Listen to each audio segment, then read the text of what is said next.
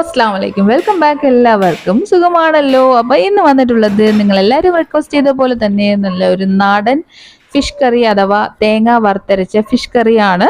അപ്പോൾ എൻ്റെ ഒരു രീതിയിലാണ് ഞാൻ ഇത് കാണിക്കുന്നത്. കാര്യം ഓരോ വീട്ടിലും ഓരോ ടേസ്റ്റാണ്. ചെറിയ ചെറിയ മൈന്യൂട്ടായിട്ടുള്ള അങ്ങോട്ടും ഇങ്ങോട്ടുമുള്ള ചെറിയ ചെറിയ ഡിഫറൻസിലാണ് ഓരോ വീടുകളിലും മീൻകറി തയ്യാറാക്കാറുള്ളത്.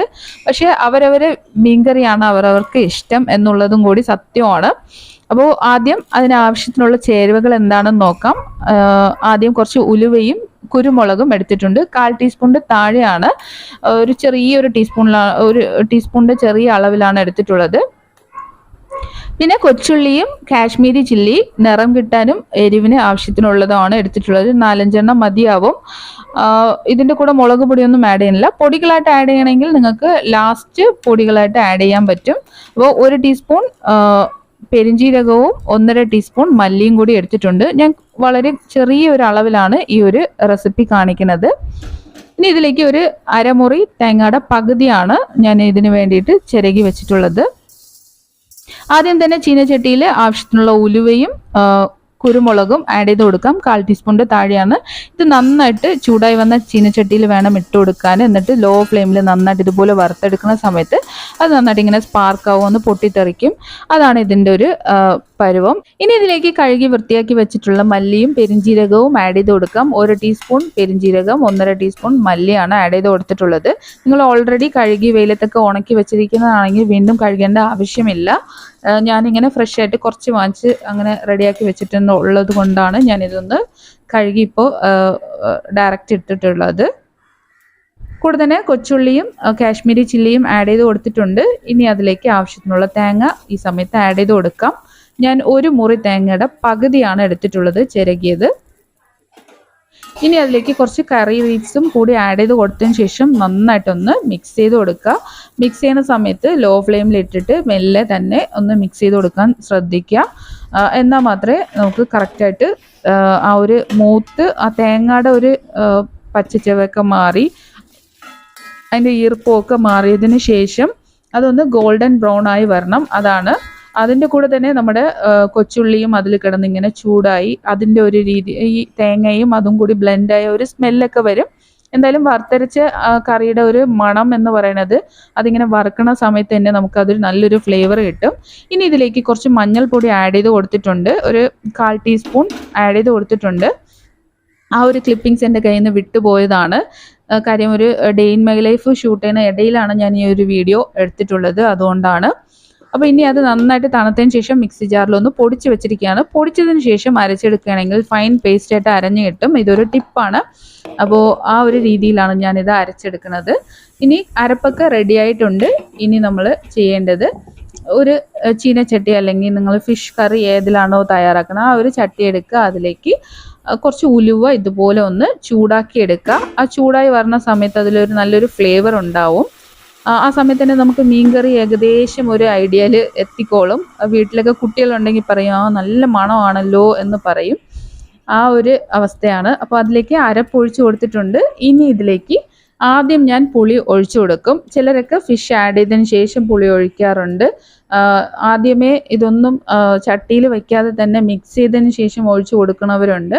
അപ്പോൾ ഓരോരുത്തരും ഓരോ രീതിയിലാണ്. അപ്പം ഞാൻ ഇങ്ങനെയാണ് തയ്യാറാക്കുന്നത്. ഇങ്ങനെ അരപ്പിലേക്ക് പുളി ഒഴിച്ചു കൊടുക്കുകയാണ്. നെക്സ്റ്റ് വെജിറ്റബിൾസ് അരിഞ്ഞ് വെച്ചിട്ടുള്ളത് ആഡ് ചെയ്യുകയാണ്. ഞാനിതിൽ തക്കാളി, ഒരു പകുതി കത്തിരിക്ക എന്നിവയൊക്കെ ആഡ് ചെയ്ത് കൊടുത്തിട്ടുണ്ട്. പിന്നെ തൊണ്ടൻ മുളക് 1 ആഡ് ചെയ്യുകയാണ്. അപ്പോൾ ഓൾറെഡി ചേർത്തിട്ടുള്ള നമ്മുടെ കാശ്മീരി ചില്ലിക്ക് നല്ല എരിവുണ്ട്. അതുകൊണ്ട് ഇതിൽ വേറെ പൊടികളോ അല്ലെങ്കിൽ വേറെ എരിവിന് വേറെ ഒന്നും ആഡ് ചെയ്തിട്ടില്ല. ഒരേ ഒരു തൊണ്ടൻ മുളക് അതിൻ്റെ ഫ്ലേവർ കിട്ടാൻ വേണ്ടിയിട്ടാണ്. ആവശ്യത്തിനുള്ള ഉപ്പും കൂടി ആഡ് ചെയ്ത് കൊടുത്ത് നന്നായിട്ട് മിക്സ് ചെയ്യുക. ഇനി ആവശ്യത്തിനുള്ള വെള്ളവും ആഡ് ചെയ്ത് കൊടുക്കാം. ഇത് ഒന്ന് തിളച്ചിങ്ങനെ തുടങ്ങുന്ന സമയത്താണ് ഇതിലേക്ക് മീൻ ആഡ് ചെയ്ത് കൊടുക്കുന്നത്. കാര്യം വെജിറ്റബിൾസ് കുക്കിംഗ് ടൈം വേറെയാണ്, ഫിഷിൻ്റെ കുക്കിംഗ് ടൈം വേറെയാണ്.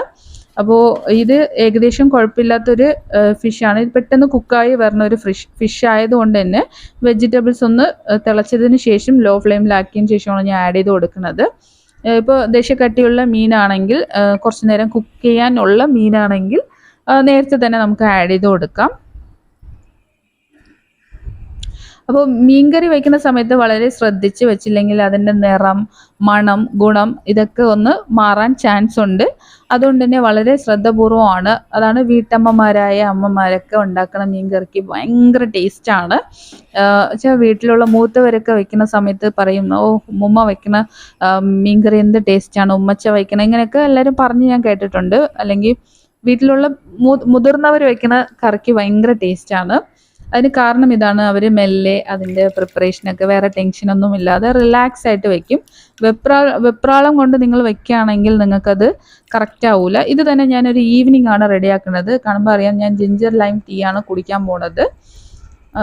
അപ്പോൾ ഇതാ നമ്മുടെ ഫിഷ് കറി നന്നായിട്ട് ഇങ്ങനെ തിളച്ച് വരണുണ്ട്. അതുപോലെ തന്നെ ഫിഷ് കറി അടച്ച് വെച്ച് ഇങ്ങനെ തിളപ്പിക്കുകയാണെങ്കിൽ അതിങ്ങനെ പൊങ്ങി അതിൻ്റെ തേങ്ങയുടെ ആ ഒരു മാക്സിമം ക്രംസ് ഒക്കെ മുകളിലോട്ട് കയറി ആ കറി വന്നിട്ട് ലിക്വിഡായി പോകാനുള്ള ചാൻസ് ഉണ്ട്. അപ്പോൾ അതെല്ലാം വളരെ ശ്രദ്ധിക്കുക. നല്ല തിളച്ചതിന് ശേഷം ഇങ്ങനെ ഒരു അടപ്പ് കൊണ്ട് അടച്ച് ലോ ഫ്ലെയിമിലാക്കിയതിന് ശേഷം നമുക്കൊന്ന് ഒരു 5-10 മിനിറ്റ് ഒന്ന് നന്നായിട്ട് തിളപ്പിക്കുക. മീനിൻ്റെ കുക്കിംഗ് ഇത് നമ്മുടെ ചാള അഥവാ മത്തി ആയതുകൊണ്ട് തന്നെ നമുക്ക് പെട്ടെന്ന് കുക്കായി കിട്ടും. സംഭവം റെഡി ആയിട്ടുണ്ട്. ഞാൻ നല്ല തിളച്ച് ഇതായി വന്നതിന് ശേഷം ഒന്ന് ഓഫ് ചെയ്യാണ്. ഈ സമയത്ത് ചിലർ വെളിച്ചെണ്ണ ഒഴിച്ചു കൊടുക്കും, പച്ച വെളിച്ചെണ്ണ.